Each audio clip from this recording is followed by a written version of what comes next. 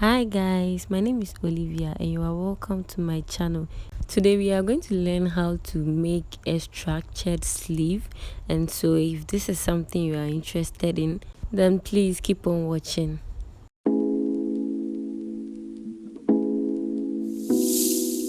The total width of my sleeve is going to be 18 inches. So you need to measure your client or yourself to know how long you want the sleeve to be. It's very important.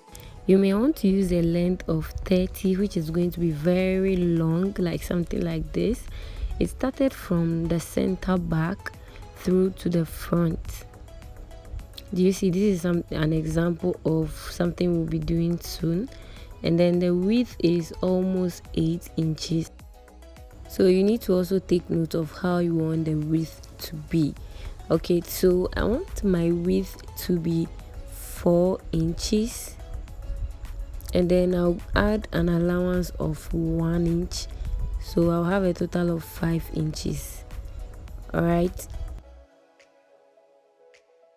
so if you want like 8 inches or 10 inches, then you should also add an allowance of 1 inch. So I'll use this satin for this project, and remember I want the width to be 18 inches. So I'll go ahead and divide that 18 inches into 2, and that will give me 9 inches.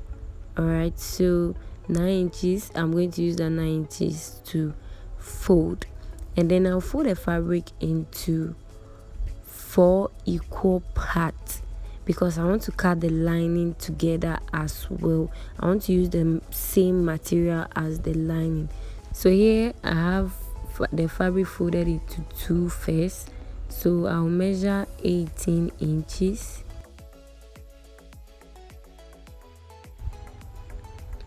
That's into 2.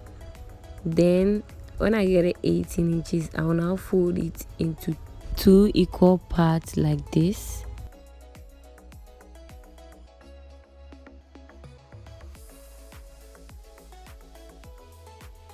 Now this folded part is going to be the width. That is going to be the width. So I have 9 inches. I'll draw a straight line like this to serve as the starting line. So this part of the sleeve is going to be here like this. So remember I said mine will be 4 inches plus 1 inch will be 5. So I'll mark that 5 inches. And then at the edge there, at the end there, I'll mark the same 5 inches.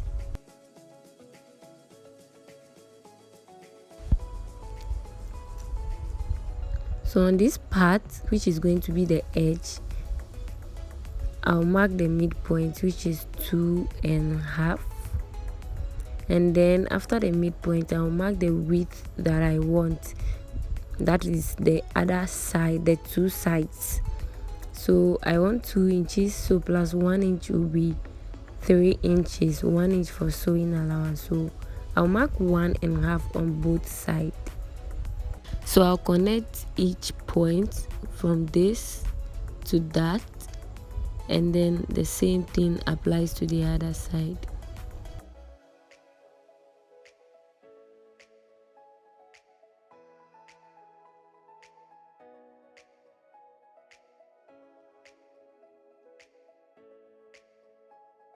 So if you don't want the lines to be sharp, you can just get a curve ruler and use the curved part of the ruler like this, and then you connect them together.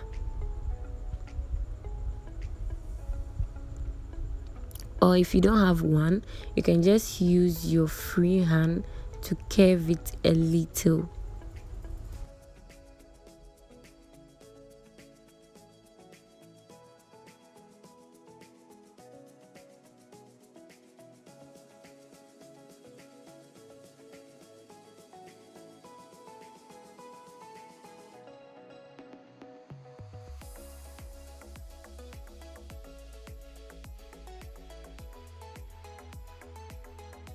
So after cutting, we will have to of this, and one will serve as the lining.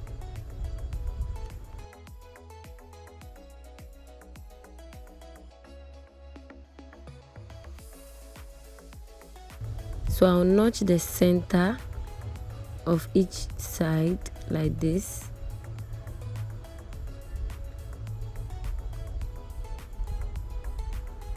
So here I have 2. So there are 2 methods of making a structured sleeve, okay? So you can either use a ridgeline boning, and this is how you are going to place it, 1/2 inch away like this on both sides, or you use a crinoline. Okay, so I'll show you in a bit. Before that, I'll iron both of them, and then on the lining piece I'll iron an interfacing on the wrong side. So this is what we have. I've ironed the interfacing, and then you realize that I've marked a line. So what I did was I marked 1/2 inch away from the edge, which is going to serve as sewing allowance. So you are going to stitch the ridgeline bone after the 1/2 inch allowance. That way you can sew and turn it easily. So everything will be done on the wrong side of the lining, okay?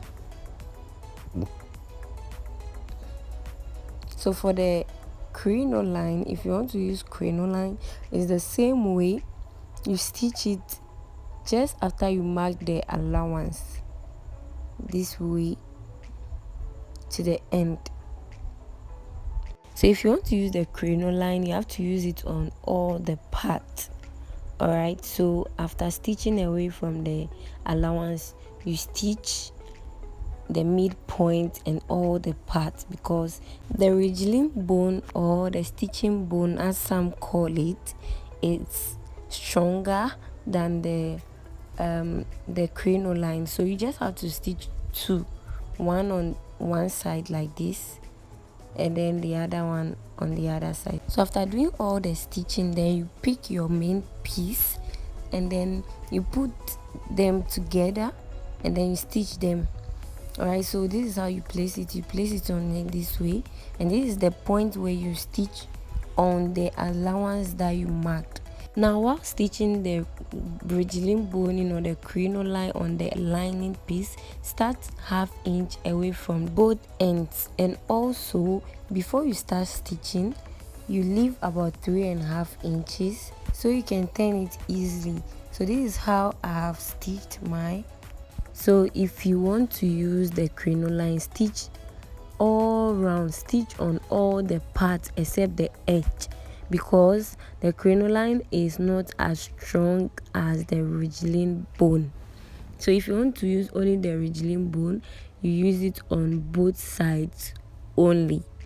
Alright, so I've also left the little space I said earlier on. Because both ends are too small, it is good to leave few inches before you start stitching, so you can turn the sleeve easily. I've also notched after stitching, so I'll go ahead and turn it inside out with the help of the opening. And you have to also take your time whilst turning. Do not rush, take your time. It might seem it won't come out, it won't turn inside out, but eventually it will. So this is it. Now for the opening we left, you fold in the allowance like this, both sides. You fold it this way, and then you pin.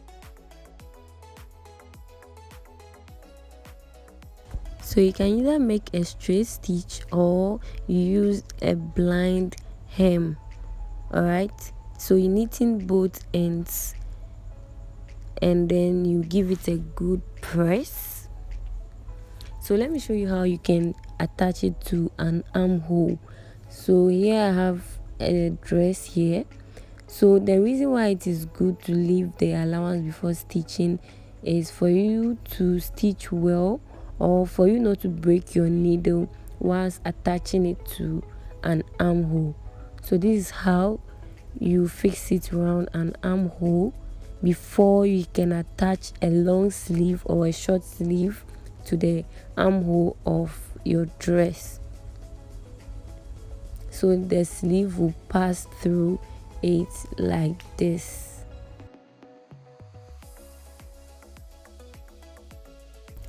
And then you can also pin it this way. You can start from a seam line at the back to another seam line at the front like this. And then after you do this, you need to tack it. So after tacking, you can just get an applique or anything of your choice to cover up the stitch you make. Alright, so this is how I want to tack mine. So I'll put it this way and pin it down, and then I'll turn it to the other side like this, and then I'll pin it as well. When I take it to the machine, I'll just stitch a straight stitch like twice, and then that will be all. No need for any applique. Alright, because your arm will pass through it and then your arm will cover up. I have a tutorial on how to make the upper part of this dress. I'll put the link in the description box below if you are interested. I hope this video was helpful in any way. If it was, like, subscribe to my channel, and then turn on your post notification bell so anytime I upload a new video, you will be the first to be notified. I'll see you in my next one. Bye.